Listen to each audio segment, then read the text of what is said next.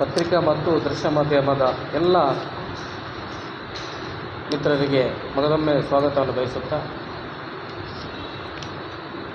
ದಕ್ಷಿಣ ಕನ್ನಡ ಜಿಲ್ಲೆಯ ಬೆಳ್ತಂಗಡಿ ತಾಲೂಕಿನ ಶಿಬಾಜೆ ಗ್ರಾಮದ ಕುರುಂಜ ಎಂಬಲ್ಲಿ ಕಳೆದ 2023ರಲ್ಲಿ ಒಂದು ದಲಿತ ಯುವಕನ ಹತ್ಯೆಯಾಗುತ್ತೆ. ಈ ಹತ್ಯೆಯನ್ನು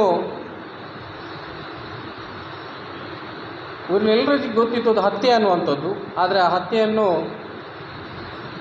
ಅದೊಂದು ಸುಸೈಡ್ ಅನ್ನೋ ರೀತಿಯಲ್ಲಿ ಬಿಂಬಿಸಿ ಪೊಲೀಸ್ ಇಲಾಖೆಗೆ ಒತ್ತಡವನ್ನು ಹಾಕಿ ಕೆಲವರು ಕಾಣದ ಕೈಗಳು ಅದನ್ನು ಹತ್ಯೆ ಅಲ್ಲ ಅನ್ನುವ ರೀತಿಯಲ್ಲಿ ಬಿಂಬಿಸಿದ್ದಾರೆ.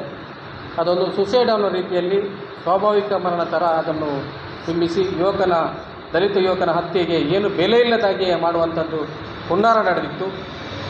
ಈ ಹಿನ್ನೆಲೆಯಲ್ಲಿ ಅದು ಕೊಲೆ ಎನ್ನುವ ಸಂಶಯದಿಂದ ನಾವು ಅದನ್ನು ಕೂಲಂಕುಷವಾಗಿ ಪರಿಶೀಲಿಸಿದ ಕೊಲೆ ಅನ್ನುವಂಥ ನಮಗೆ ಕಂಡು ಬಂದಿತ್ತು. ಅದರಲ್ಲಿ ಯಾರೆಲ್ಲ ಆರೋಪಿಗಳಿದ್ದಾರೆ ಅವರನ್ನು ಶಿಕ್ಷೆಗೆ ಒಳಪಡಿಸಬೇಕು ಅನ್ನೋ ದೃಷ್ಟಿಯಲ್ಲಿ ಕರ್ನಾಟಕ ದಲಿತ ಸಂಘರ್ಷ ಸಮಿತಿ ಅಂಬೇಡ್ಕರ್ ವಾದ ತಾಲೂಕು ಮಟ್ಟದಲ್ಲಿ ಧರ್ಮಸ್ಥಳ ಚಲೋ ಅನ್ನುವ ದೊಡ್ಡ ಬೃಹತ್ ಮಟ್ಟದ ಪ್ರತಿಭಟನಾ ರ್ಯಾಲಿಯನ್ನು ಹಮ್ಮಿಕೊಂಡಿರುವ ಕಾರಣದಿಂದಾಗಿ ಮತ್ತೆ ಪೊಲೀಸ್ ಇಲಾಖೆ ಎಚ್ಚೆತ್ತುಕೊಂಡು ಈ ಪ್ರಕರಣವನ್ನು ಪರಿಶೀಲನೆ ಮಾಡಿ ಅದನ್ನು ಕೊಲೆ ಅನ್ನೋದಂತೂ ದೃಢಪಡಿಸಿ ಯಾರೆಲ್ಲ ಕೊಲೆಯಲ್ಲಿ ಶಾಮೀಲಾಗಿದ್ದಾರೆ ಅವರ ಮೇಲೆ FIR ದಾಖಲಾಗಿತ್ತು. ಆನಂತರ ಹಲವಾರು ಘಟನೆಗಳು ಅದರಲ್ಲಿ ನಡೆದೋಯಿತು. ಯಾಕಂದರೆ ಕೊಲೆ ಆರೋಪಿಗಳನ್ನು ರಕ್ಷಿಸುವಂಥ ಕೆಲಸಗಳು ನಡೆದಿತ್ತು. ದಲಿತ ಯುವಕನ ಕೊಲೆಗೆ ಏನೂ ಬೆಲೆ ಇಲ್ಲದಾಗೆ ಕೆಲವು ಕಾಣದ ಕೈಗಳು ಕೆಲಸ ಮಾಡಿದ್ದಾವೆ. ಕೊನೆಯಲ್ಲಿ COD ತನಿಖೆಯು ಕೂಡ ನಮಗೆ ಬೇಸರವನ್ನು ತಂದಿತ್ತು. ಯಾಕಂದರೆ COD ತನಿಖೆಯೂ ನಡೆದಿತ್ತು. ಇದನ್ನೆಲ್ಲ ದಲಿತ ಯುವಕನ ಹತ್ಯೆಗೆ ಏನೂ ಬೆಲೆ ಇಲ್ಲದಾಗಿ ಆಗುವ ರೀತಿ ಆಗಿತ್ತು. ಸಂಘಟನೆಗಳು, ದಲಿತ ಸಂಘರ್ಷ ಸಮಿತಿ ಮತ್ತು ಇತರ ದಲಿತ ಪರ ಸಂಘಟನೆಗಳು ಅಲ್ಲಲ್ಲಿ ಹೋರಾಟಗಳು, ಮನವಿಗಳು ಕೊಟ್ಟರೂ ಕೂಡ ನಮ್ಮ ಹೋರಾಟಕ್ಕೆ ಅಲ್ಪ ಸ್ವಲ್ಪ ಬೆಲೆ ಸಿಕ್ಕಿತ್ತಾದರೂ ಪೂರ್ಣ ಪ್ರಮಾಣದ ತನಿಖೆಯಾಗಿ ಆರೋಪಿಗಳನ್ನು ಬಂಧಿಸುವಲ್ಲಿ, ಪ್ರಮುಖ ಆರೋಪಿಗಳು ತಲೆಮರೆಸಿಕೊಳ್ಳುವಲ್ಲಿ ಕೂಡ ಆಯಿತು. ಈ ನಡುವೆ ನಮ್ಮದೇ ಸಮುದಾಯದ ಒಬ್ಬರು ಮುಖಾಂತರ ಹೈಕೋರ್ಟಿಗೆ ರಿಟ್ ಅರ್ಜಿ ಸಲ್ಲಿಸಿ ಪ್ರಸ್ತುತ ಹೈಕೋರ್ಟ್ನ ನ್ಯಾಯಾಧೀಶರ ಸೂಚನೆ ಮೇರೆಗೆ ಕರ್ನಾಟಕ ಘನ ಸರ್ಕಾರವು SIT ತಂಡವನ್ನು ರಚಿಸಿ ಇತ್ತೀಚೆಗೆ ಆದೇಶ ಮಾಡಿದೆ. ಈ SIT ತಂಡ ರಚನೆ ಆಗಿರುವಂಥದ್ದು ಕರ್ನಾಟಕ ದಲಿತ ಸಂಘರ್ಷ ಸಮಿತಿ, ಅಂಬೇಡ್ಕರ್ ಮತ್ತು ದಲಿತ ಪರ ಸಂಘಟನೆಗಳ ಹೋರಾಟದ ಫಲ ಅಂತಲೇ ನಾವು ಹೇಳ್ತಾ ಇದ್ದೇವೆ. ಅದರಿಂದಾಗಿ SIT ತನಿಖೆಗೆ ನಾವು ಕರ್ನಾಟಕ ಸರ್ಕಾರಕ್ಕೆ ಮತ್ತು ಘನ ನ್ಯಾಯಾಲಯಕ್ಕೆ ತನಿಖೆಯಾಗಿರುವುದಕ್ಕೆ ಸ್ವಾಗತವನ್ನು ಬಯಸ್ತೇವೆ ಮತ್ತು ಅಭಿನಂದನೆ ಸಲ್ಲಿಸ್ತಾ ಇದ್ದೇವೆ. ನಾವು ಹೇಳುವಂಥದ್ದು SIT ತನಿಖೆಯು ಕೂಡ ನಿಷ್ಪಕ್ಷಪಾತವಾಗಿ ನಡೀಬೇಕು. ಯಾಕೆಂದರೆ ಈ ಪ್ರಕರಣದಲ್ಲಿ ಸ್ವಲ್ಪ ರಾಜಕೀಯದ ಒಂದು ಲೇಪನವು ಕೂಡ ವಾಸನೆಯು ಬರ್ತಿದೆ. ಯಾಕಂದರೆ ಆರೋಪಿಗಳು, ಸ್ಥಳೀಯವಾಗಿ ಇರುವಂಥ ಆರೋಪಿಗಳು ಆ ಶ್ರೀಧರನ ಕೊಲೆಯಲ್ಲಿ ಯಾರೆಲ್ಲ ಭಾಗಿಯಾಗಿದ್ದಾರೆ, ರಾಜಾರೋಷವಾಗಿ ತಿರುಗಾಡ್ತಾ ಇದ್ದಾರೆ. ಪೊಲೀಸರವರು ಕೂಡ ಅವರಿಗೆ ರಕ್ಷಣೆ ಕೊಡುವಂಥದ್ದು ಮಾಡಿದ್ದಾರೆ. ನಾವು ಹೇಳುವಂಥದ್ದು ಆರೋಪಿಗಳನ್ನು ರಕ್ಷಣೆ ಮಾಡಲಿಕ್ಕೆ ಯಾರೆಲ್ಲ ಕಾಣದ ಕೈಗಳು, ಯಾರೆಲ್ಲ ಬಲಿಷ್ಠ ಶಕ್ತಿಗಳು, ಯಾರೆಲ್ಲ ದೊಡ್ಡ ದೊಡ್ಡ ಕ್ರಿಮಿನಲ್ಗಳಿದ್ದಾರೆ ಅವರೆಲ್ಲರನ್ನು ತನಿಖೆಗೆ ಒಳಪಡಿಸಿ ನ್ಯಾಯಾಂಗದ ಬಂಧನದಲ್ಲಿ ಇರಿಸಬೇಕು ಅನ್ನುವ ಒತ್ತಾಯವನ್ನು ಕೂಡ SITಗೆ ಈ ಮೂಲಕ ಮಾಡ್ತದೆ. SITಯು ಯಾವ ಪಕ್ಷದವರನ್ನು ಕೂಡ, ಯಾವ ಪಕ್ಷದವರು ಇರಲಿ, ಯಾರೇ ಶ್ರೀಮಂತರಿರಲಿ, ಯಾರೇ ಹಿಂದುಗಡೆ ಕಾಣದ ಕೈಗೆ ಅವರೆಲ್ಲರನ್ನು ಕೂಡ ತನಿಖೆಗೆ ಒಳಪಡಿಸಿ ನಿಷ್ಪಕ್ಷಪಾತವಾಗಿ ತನಿಖೆ ನಡೆದು ಶ್ರೀಧರನ ಹತ್ಯೆಗೆ ಒಂದು ನ್ಯಾಯವನ್ನು, ಶ್ರೀಧರನ ಮನೆಯವರಿಗೆ ನ್ಯಾಯವನ್ನು ಒದಗಿಸುವ ರೀತಿಯಲ್ಲಿ ನಾವು SITಯನ್ನು ಕೂಡ ಈ ಮೂಲಕ ಒತ್ತಾಯಪಡಿಸ್ತೇವೆ. ಮುಂದಕ್ಕೆ ಈ ಹೋರಾಟದಲ್ಲಿ ನಮ್ಮ ಜೊತೆ ಕೈ ಜೋಡಿಸಿದವರು ದಲಿತ ಸಂಘಟನೆಯ ಒಕ್ಕೂಟದ ಪ್ರಧಾನ ಕಾರ್ಯದರ್ಶಿಯವರು ನಮ್ಮ ಜೊತೆ ಆ ಹೋರಾಟದ ಬೆನ್ನ ಹಿಂದೆ ನಮ್ಮ ಜೊತೆ ಕೈ ಜೋಡಿಸಿದವರು ಇದ್ದಾರೆ. ದಯವಿಟ್ಟು ಅವರು ಮುಂದಿನ ವಿಚಾರವನ್ನು ಹೇಳಲಿಕ್ಕಿದ್ದಾರೆ. ನಮ್ಮ ವಸುಂಧರವರು ಹೇಳಿದಾಗೆ ಡಿಸೆಂಬರ್ 17ನೇ ತಾರೀಕು 2022ರಂದು ಶ್ರೀಧರ್ ಮುಗೇರ್ ಅವರದ್ದು ಒಂದು ಹತ್ಯೆ ನಡೆಯುತ್ತೆ. ನೋಡಿ, ಈ ಒಂದು ಹತ್ಯೆ ಹಿಂದುಗಡೆ ಭಾಳಷ್ಟು ಕಾರಣದಾಯಿಗಳು ಕೆಲಸ ಮಾಡಿತ್ತು ಅನ್ನುವಂಥದ್ದನ್ನು ಇವರು ಹೇಳಿದ್ದಾರೆ. ಇಲ್ಲಿ ಅದಕ್ಕಿಂತಲೂ ಬಹಳ ಮುಖ್ಯವಾಗಿ ಹೇಳಬೇಕಾದ್ರೆ ಈ ಹತ್ಯೆಯನ್ನು ತಿರುಚುವಂಥ ಒಂದು ಕೆಲಸವನ್ನು ತನಿಖಾಧಿಕಾರಿ ಪ್ರತಾಪ್ ಸಿಂಗ್ ತೋರಟ್, DYSP, ಬಂಟ್ವಾಳ ತಾಲೂಕಿನ DYSP ಪ್ರತಾಪ್ ಸಿಂಗ್ ತೋರಟ್ರವರು ಮಾಡಿರುವಂಥದ್ದನ್ನು ನಾನು ಮೊದಲಾಗಿ ಹೇಳಲಿಕ್ಕೆ ನಾನು ಬಯಸ್ತೇನೆ. ನೋಡಿ, ಡಿಸೆಂಬರ್ 17ನೇ ತಾರೀಕು 2022ರಂದು ಹತ್ಯೆ ನಡೆಯುತ್ತೆ. ಹತ್ಯೆ ನಡೆದ ನಂತರ ಹರೀಶ್ ಮುಗೇರ ಅಂದರೆ ಸಾರಾ ಫಾರ್ಮ್ನಲ್ಲಿ ಕೆಲಸ ಮಾಡ್ತಕ್ಕಂತಹ ಸೂಪರ್ವೈಸರ್ ಹರೀಶ್ ಮುಗೇರ್ರವರು ನಮ್ಮ ಧರ್ಮಸ್ಥಳ ಪೊಲೀಸ್ ಠಾಣೆಯಲ್ಲಿ ಒಂದು ಕಂಪ್ಲೇಂಟನ್ನು ದಾಖಲು ಮಾಡ್ತಾರೆ. ಆ ಕಂಪ್ಲೇಂಟ್ ದಾಖಲಾದ ಒಂದು ತರುವಾಯ FIR ಆಗುತ್ತೆ. FIR ಆಗಿ ಅನಂತರ ತನಿಖೆ ಪ್ರಾರಂಭ ಆಗುತ್ತೆ. ತನಿಖೆ ಪ್ರಾರಂಭ ಆದ ನಂತರ ಗೊತ್ತಾಗುತ್ತೆ, ಅಂದರೆ ಯಾರು ನೋಡಿ, ಇಲ್ಲಿ ಯಾರು ಆರೋಪಿಗಳದನ್ನು ನಾವು ಅಂಗೈಯ ಹುಣ್ಣಿಗೆ ಕನ್ನಡಬೇಕಾಗಿಲ್ಲ, ಸ್ಪಷ್ಟವಾಗಿ ಗೊತ್ತಾಗ್ತದೆ ನಮಗೆ ಯಾರು ಆರೋಪಿಗಳಂತೇಳಿ. ಇಲ್ಲಿ ಮಹೇಶ್ ಪೂಜಾರಿ, ಲಕ್ಷ್ಮಣ ಪೂಜಾರಿ, ತಿಮ್ಮಪ್ಪ ಪೂಜಾರಿ ಮತ್ತು KL ಆನಂದಗೌಡ 4 ಮಂದಿ ಆರೋಪಿಗಳು ಕೂಡ ಹಿಂದಿನ ದಿವಸ ಅಂದರೆ ಸಾಯಂಕಾಲ 17ನೇ ತಾರೀಕಿನ ಸಾಯಂಕಾಲ 5:30 ಗಂಟೆಗೆ ಅವರು ಕೊಕ್ಕಡದಿಂದ ಹರೀಶ್ ಬರಬೇಕಾದ್ರೆ ಅವರಿಗೆ ಹಿಗ್ಗಾಮುಗ್ಗ ಥಳಿಸಿದ್ದಾರೆ, ಹೊಡೆದಿದ್ದಾರೆ.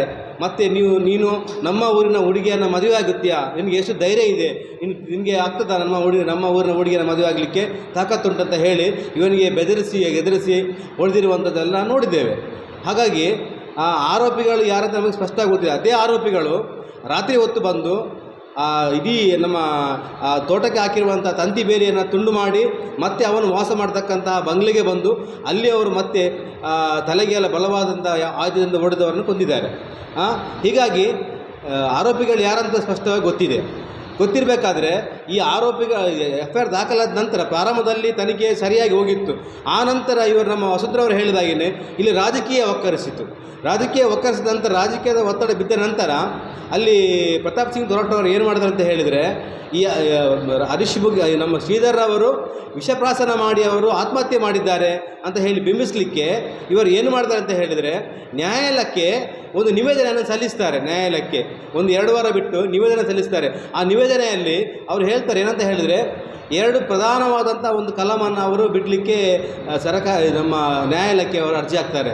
302 ಮತ್ತು 396 ದರೋಡೆ ಪ್ರಕರಣ ಮತ್ತು ಹತ್ಯೆ ಪ್ರಕರಣ, ಇದೆರಡನ್ನು ಕೂಡ ಕೈ ಬಿಡಲಿಕ್ಕೆ ಅವರು ನ್ಯಾಯಾಲಯಕ್ಕೆ ನಿವೇದನೆ ಸಲ್ಲಿಸ್ತಾರೆ. ಯಾಕಂತ ಹೇಳಿದರೆ ಇಲ್ಲಿ ಆತ್ಮಹತ್ಯೆ ಮಾಡಿದ್ದು ಇದು ಯಾರು ಕೂಡ ಕೊಂದದ್ದಲ್ಲ ಅಂತ ಹೇಳಿ ನಮ್ಮ ನ್ಯಾಯಾಲಯಕ್ಕೆ ಅವರು ಒಂದು ನಿವೇದನೆ ಸಲ್ಲಿಸ್ತಾರೆ. ನೋಡಿ, ಇಲ್ಲಿ ಯಾವುದೇ ಒಂದು ಅಧಿಕಾರಿಗಳು ನಮ್ಮ ನ್ಯಾಯಾಲಯಕ್ಕೆ ಇರಲಿ ಅಥವಾ ಬೇರೆ ಯಾವುದೇ ಕೂಡ ಒಂದು ರಿಪೋರ್ಟ್ ಕೊಡುವಾಗ, ಒಂದು ಚಾರ್ಜ್ ಶೀಟ್ ಮಾಡುವಾಗ ಅವರು ಏನು ಮಾಡಬೇಕಂತ ಹೇಳಿದರೆ, ಚಾರ್ಜ್ ಶೀಟ್ ನಮ್ಮ ಪೋಸ್ಟ್ಮಾರ್ಟಮ್ ರಿಪೋರ್ಟ್ನಲ್ಲಿ ಏನು ಹೇಳಿದ್ದಾರೆ ಅದನ್ನು ಅವರು ಬೆನ್ನು ಹಿಡಿದು ಅದಕ್ಕೆ ಪೂರಕವಾದಂತಹ ಒಂದು ವರದಿಯನ್ನು ಮಾಡಬೇಕೇ ವಿನಃ ಇವರೇ ಬೇರೆ ವರದಿಯನ್ನು ಮಾಡಲಿಕ್ಕೆ ಸಾಧ್ಯ ಇಲ್ಲ. ಇವರು ಏನು ಮಾಡ್ತಾರೆ ಅಂತ ಹೇಳಿದರೆ, ಪೋಸ್ಟ್ಮಾರ್ಟಮ್ ರಿಪೋರ್ಟ್ನಲ್ಲಿ ಏನು ಹೇಳ್ತಾರೆ ಅಂದರೆ, ಅಲ್ಪ ಪ್ರಮಾಣದಲ್ಲಿ ದೇಹದ ಒಳಗಡೆ ವಿಷವು ಹೋಗಿದೆ, ಆದರೆ ಸಾಯಲಿಕ್ಕೆ ಅದು ಕಾರಣವಲ್ಲ. ಸಾಯಲಿಕ್ಕೆ ಕಾರಣ ಆಗಿರುವಂಥದ್ದು ಬ್ಲಂಟನ್ ಫೋರ್ಸ್, ಅಂದರೆ ಕೈಯ ಒಳಗಡೆ ಒಂದು ಬಲವಾದಂಥ ಆಯುಧವನ್ನು ಇಟ್ಟುಕೊಂಡು ತಲೆಗೆ ಹೊಡೆದಿರುವಂಥ ಒಂದು ಗಾಯದಿಂದಾಗಿ ತಲೆಯ ಚಿಪ್ಪೇನು ಹೊಡೆದಿದೆ. ತಲೆಯ ಚಿಪ್ಪು ಹೊಡೆದು, ನಾನು ಇದರಲ್ಲಿ ಬೇಕಾದರೆ ನಿಮಗೆ ಫೋಟೋದಲ್ಲಿ ತೋರಿಸಬಲ್ಲೆ, ತಲೆಯ ಚಿಪ್ಪು ಹೊಡೆದು ಒಳಗಡೆ ಬ್ಲಡ್ ಕ್ಲಾಟ್ ಆಗಿದೆ. ನೋಡಿ, ಇಲ್ಲಿ ನಮ್ಮ ಇವರು ಯಾರು FSL ಅವರೆಲ್ಲ ಬಂದೆಲ್ಲ ಶವವನ್ನು ನೋಡುವಂಥದ್ದು, ಪರಿಶೀಲನೆ ಮಾಡುವಂಥದ್ದು, ಇದು ಬ್ಲಂಟನ್ ಫೋರ್ಸ್ನಿಂದ ಹೊಡೆದಾಗಿರುವಂಥ ಗಾಯದಿಂದಾಗಿ ಶ್ರೀಧರ್ ಅವರು ಹತ್ಯೆ ಆಗಿದ್ದಾರೆ. ನಮ್ಮ ಪ್ರತಾಪ್ ಸಿಂಗ್ ತೋರಟ್ ಅವರು ಅವರ ವರದಿಯಲ್ಲಿ ಕೊಡ್ತಾರೆ ಆತ್ಮಹತ್ಯೆ ಮಾಡಿರುವಂಥದ್ದು. ನೋಡಿ, ಸಿಂಪಲ್ ಕ್ವಶನ್, ಯಾವುದೇ ಒಬ್ಬ ದಡ್ಡನಿಗೆ ಕೂಡ ಅರ್ಥ ಆಗುವಂಥ ಒಂದು ಸಿಂಪಲ್ ಕ್ವಶನ್. ಒಂದು ವ್ಯಕ್ತಿಯು ವಿಷವನ್ನು ಸೇವಿಸಿದಾದರೆ ವಿದಿನ್ ನಿಮಿಷದಲ್ಲಿ ಇಡೀ ಬಾಡಿ ವಿಷಮಯ ಆಗುತ್ತೆ. ಅಲ್ಲಿ ಒಂದು ಇರುವೆ ಆಗಲಿ, ಒಂದು ಕ್ರಿಮಿ ಆಗಲಿ, ಒಂದು ಕೀಟ ಆಗಲಿ ಯಾವುದು ಹೋಗಲಿಕ್ಕೆ ಸಾಧ್ಯ ಇಲ್ಲ. ಆದರೆ ಇಲ್ಲಿ ಶ್ರೀಧರ್ ಅವರ ಇಡೀ ಬಾಡಿಯಲ್ಲಿ 1 ಮಿನಿಟ್ KG ಗಟ್ಟಲೆ ಇರುವೆತ್ತು. ಇದು ಎಲ್ಲಿಂದ ಬಂತು? ಇದು ಹೇಗೆ ಸಾಧ್ಯ ಆಯಿತು? ಒಂದು ವೇಳೆ ಅವ ವಿಷ ಸೇವಿಸಿ ಆತ್ಮಹತ್ಯೆ ಮಾಡಿದಾದರೆ ಖಂಡಿತವೂ ಕೂಡ ಇರುವ ಬರಲಿಕ್ಕೆ ಸಾಧ್ಯ ಇಲ್ಲ. ನೋಡಿ, ಇಲ್ಲಿ ಕೂಡ ಅವರು ನ್ಯಾಯಾಲಯಕ್ಕೆ ತಪ್ಪು ಮಾಹಿತಿಯನ್ನು ಕೊಟ್ಟಿದ್ದಾರೆ. ಇನ್ನೊಂದು ಏನಂತ ಹೇಳಿದರೆ, ಆರೋಪಿಗಳು ತೋಟದ ಒಳಗಡೆ ಬರಬೇಕಾದ್ರೆ ಅವರು ತಲೆಗೆ ಟಾರ್ಚ್ ಲೈಟ್ ಕಟ್ಟಿಕೊಂಡು ಬಂದಿದ್ದರು. ಇಲ್ಲಿ ಉಂಟು ಟಾರ್ಚ್ ಲೈಟ್, ಇಲ್ಲೇ ಉಂಟು ಟಾರ್ಚ್ ಲೈಟ್ ಕಟ್ಟಿಕೊಂಡು ಬಂದಿದ್ದರು. ಆ ಟಾರ್ಚ್ ಲೈಟ್ ಅಲ್ಲೇ ಬಿಟ್ಟು ಹೋಗಿದ್ದಾರೆ. ಅದರಲ್ಲಿ ಫಿಂಗರ್ ಪ್ರಿಂಟ್ ಇದೆ, ಆಯ್ತಲ್ವಾ? ಇವನ ಕುತ್ತಿಗೆಗೆ ಶಾಲನ್ನು ಬಿಗಿದು ಹೊಡೆದಿರುವಂಥದ್ದು, ಆ ಶಾಲ್ನಲ್ಲಿ ಫಿಂಗರ್ ಪ್ರಿಂಟ್ ಇದೆ. ಆ ಬಾಟಲಿ, ಮದ್ಯದ ಬಾಟಲಿ ಇದೆ, ಮದ್ಯದ ಬಾಟಲಿಯಲ್ಲಿ ಫಿಂಗರ್ ಪ್ರಿಂಟ್ ಇದೆ. ಎಲ್ಲ ಕಡೆ ಬೇಕಾದ ಸಾಕ್ಷ್ಯಗಳು ಇದ್ದಾವೆ. ಆದರೂ ಕೂಡ ಇದೆಲ್ಲವನ್ನು ಕೂಡ ಪರಿಗಣನೆ ಮಾಡಲಿಲ್ಲ. ಮತ್ತು ಮುಖ್ಯವಾಗಿ ಆರೋಪಿಗಳ ಮೊಬೈಲ್ ಟವರ್ ಲೊಕೇಶನನ್ನು ಕ್ಯಾಪ್ಚರ್ ಮಾಡಲಿಲ್ಲ. ಅದನ್ನು ನ್ಯಾಯಾಲಯಕ್ಕೆ ಸಲ್ಲಿಸಲಿಲ್ಲ. ನ್ಯಾಯಾಲಯಕ್ಕೆ ನಿಜವಾಗಿ ಯಾವುದೆಲ್ಲ ಸಲ್ಲಿಸಬೇಕಿತ್ತು ನೋಡಿ, ಒಂದು ಮದ್ಯದ ಬಾಟ್ಲಿ ಇರಲಿ, ವಿಷದ ಬಾಟ್ಲಿ ಇರಲಿ, ಅಥವಾ ಫಿಂಗರ್ ಪ್ರಿಂಟ್ ಇರಲಿ, ಇದು ಯಾವುದು ಕೂಡ ನ್ಯಾಯಾಲಯಕ್ಕೆ ಸಲ್ಲಿಸಲಿಲ್ಲ.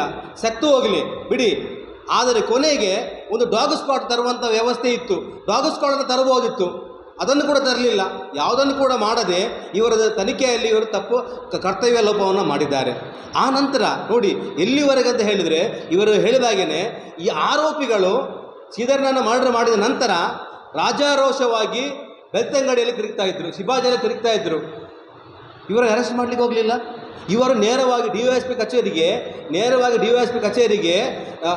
ಶಿವಾಜಿ ಗ್ರಾಮ ಪಂಚಾಯತ್ ಅಧ್ಯಕ್ಷ ರತೀಶ್ ಗೌಡ ಮತ್ತು ನಮ್ಮ ಇಲ್ಲಿಯ ಶಾಸಕರ ಕೃಪಾ ಕಟಾಕ್ಷದ ಮೇರೆಗೆ ಮತ್ತು ಅವರ ಒಂದು ರಕ್ಷಣೆಯಲ್ಲಿ ಡಿ ವೈ ಎಸ್ ಪಿ ಕಚೇರಿಗೆ ಹೋಗ್ತಾರೆ.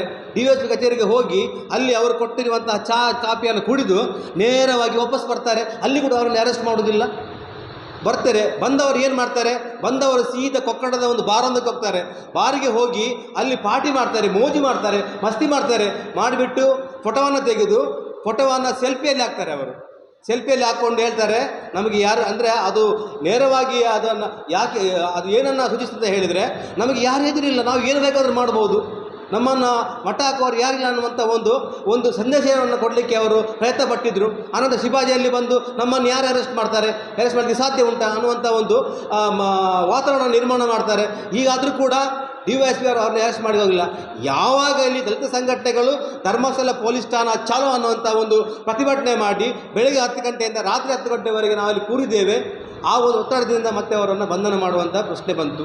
ನಂತರ ನಾವೆಲ್ಲ ಮುಖಂಡರೆಲ್ಲ ಸೇರಿ ಎಸ್ ಪಿ ಕಚೇರಿಗೆ ಹೋದೆವು. ಮರುದಿವಸ ಅವರು ಹೇಳಿದರು, ಏನಂತ ಹೇಳಿದರೆ, ನೋಡಿ ಈಗಿನ ತನಿಖಾಧಿಕಾರಿಯಲ್ಲಿ ನಿಮಗೆ ಏನಾದರೂ ಸಂಶಯ ಇದ್ದರೆ ನಾನು ಬೇರೆ ತನಿಖಾಧಿಕಾರಿ ಮಾಡ್ತೇನೆ, ನ್ಯಾಯಯುತವಾಗಿ ಮಾಡ್ತೇನೆ ಅಂತ ಹೇಳಿ ಡಾಕ್ಟರ್ ಗಾನ ಬಂದರು. ಆನಂದ ತನಿಖಾಧಿಕಾರಿ ಡಾಕ್ಟರ್ ಗಾನ ಏನು ಮಾಡಿದರು, ಇವರಿಬ್ಬರು ಕೂಡ ಪ್ರತಾಪ್ ಸಿಂಗ್ ತೋರಟಿ ಯಾವ ಮಾರ್ಗದಲ್ಲೇ ಹೋದರು ಅದೇ ಮಾರ್ಗದಲ್ಲಿ ಡಾಕ್ಟರ್ ಗಾನ ಕೂಡ ಹೋದರು. ಡಾಕ್ಟರ್ ಗಾನ ಮಾಡಿದ ತಪ್ಪೇನು, ಕಂಪ್ಲೇಂಟ್ ಕೊಟ್ಟಂಥ ಹರೀಶ್ ಮುಗೇರನವನ್ನೇ ಆರೋಪಿ ಮಾಡಿದರು.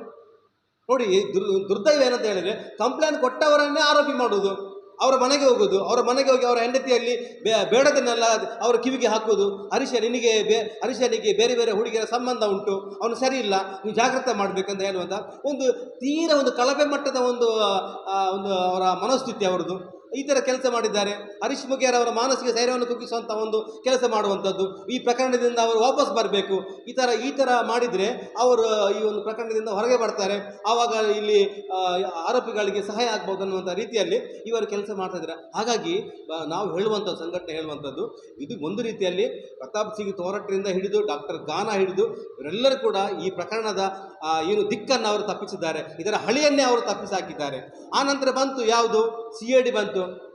ಅದಕ್ಕೆ ನಾವು ಇಲ್ಲಿನ ಮಾನ್ಯ ವಸಂತ ಬಂಗೇರ್ ಅವರ ಸಹಾಯವನ್ನು ಪಡೆದಿದ್ದೆವು. ಅವರು ನಮ್ಮ ಒಂದು ದಲಿತರ ಮೇಲಿನ ಒಂದು ಕಾಳಜಿಯಿಂದಾಗಿ ನಮಗೆ ಮುಖ್ಯಮಂತ್ರಿಗಳ ಬಳಿಗೆ ಕರ್ಕೊಂಡು ಹೋಗಲಿಕ್ಕೆ ಅವರು ಸಹಾಯ ಮಾಡಿದರು. ನಂತರ ಮುಖ್ಯಮಂತ್ರಿಗಳ ಒಂದು ಶಿಫಾರಸಿನ ಮೇಲೆ COD ಬಂತು. COD ಅವರು ಏನು ಮಾಡಿದರು, COD ಅವರು ಕೂಡ ಇವರಿಬ್ಬರು ಏನು ಮಾಡಿದರು, ಅದೇ ದಾರಿಯಲ್ಲಿ ಇವರು ಕೂಡ ಹೋದರು, CID ಅವರು ಕೂಡ ಹೋದರು. ಅಲ್ಲಿ ಕೂಡ ತನಿಖೆಯನ್ನು ದಿಕ್ಕು ತಪ್ಪಿಸಿದರು. ಅಲ್ಲಿ ಕೂಡ ಹರೀಶ್ ಮುಗೇರನ್ನೇ ಆರೋಪಿಯನ್ನಾಗಿ ಮಾಡುವಂಥ ಒಂದು ಪ್ರಯತ್ನ ನಡೆಯಿತು. ಈ ಎಲ್ಲ ಪ್ರಯತ್ನದ ಮಧ್ಯೆ ನಮಗೆ ಗೊತ್ತಾಯಿತು, ಇಲ್ಲಿ ಪೊಲೀಸ್ ಇಲಾಖೆಯಿಂದ ನಮಗೆ ನ್ಯಾಯ ಸಿಗಲ್ಲ ಅನ್ನುವಂಥ ಒಂದು ನಮಗೆ ಗೊತ್ತಾದ ನಂತರ ನಾವು ನ್ಯಾಯಾಲಯಕ್ಕೆ ರಿಟ್ ಪಿಟಿಷನ್ ನಾನೇ ಹೋಗಿದ್ದೇನೆ. ನಾನೇ ಸ್ವತಃ ಹೈಕೋರ್ಟಿಗೆ ಹೋಗಿ ಅಲ್ಲಿ 2 ಬಾರಿ ಹೋಗಿ ವಕೀಲರ ಹತ್ರ ಎಲ್ಲ ಮಾತನಾಡಿ, ನ್ಯಾಯಾಧೀಶರ ಮುಂದೆ ಮಾತನಾಡಿ ಹೈಕೋರ್ಟ್ಗೆ ನಾವು ರಿಟ್ ಹಾಕಿದ್ದೆವು. ರಿಟ್ ಹಾಕಿದ ಪರಿಣಾಮವಾಗಿ ಇವತ್ತು SIT ತನಿಖೆಗೆ ಬಂತು. ಈಗ ನಾವು ಹೇಳುವಂಥದ್ದು, SIT ತನಿಖೆ ಬರಲಿ, ಸ್ವಾಗತ. ರಾಜ್ಯ ಸರ್ಕಾರ ಕೂಡ ನಾವು ಧನ್ಯವಾದವನ್ನು ಹೇಳ್ತೇವೆ. ಆದರೆ ಈ ಹಿಂದೆ ನಡೆದ ರೀತಿಯಲ್ಲಿ ತನಿಖೆ ಆಗಬಾರ್ದು. ಖಂಡಿತವಾಗಿ ಕೂಡ ಇದನ್ನು ನಿಷ್ಪಕ್ಷಪಾತವಾದ ತನಿಖೆ ಆಗಬೇಕು. ಇದರ ಹಿಂದುಗಡೆ ಯಾವುದೇ ದೊಡ್ಡ ಕೈಗಳಿರಲಿ, ಅದು ಪಕ್ಷದವರಿರಲಿ ಅಥವಾ ಸಂಘಟನೆಗಳಿರಲಿ, ಯಾವುದೇ ಉದ್ಯಮಿ ಇರಲಿ, ಯಾರೇ ಇರಲಿ, ಎಲ್ಲರನ್ನೂ ಕೂಡ ತನಿಖೆಗೆ ಒಳಪಡಿಸಬೇಕು. ಒಳಪಡಿಸಿ ನಿಷ್ಪಕ್ಷಪಾತ ತನಿಖೆ ಆಗಬೇಕು. ಶ್ರೀಧರ್ ಅವರ ಕುಟುಂಬಕ್ಕೆ, ಈಗ ಅವ್ರಿಗೆ ಮಗುವಿದೆ, ಪಾಪ ಒಂದು 6ನೇ 7ನೇ ಕ್ಲಾಸ್ ಹೋಗುವಂಥ ಮಗುವಿದೆ, ಒಂದೇ ಮಗುವಿದೆ, ಹೆಣ್ಣು ಹುಡುಗಿ.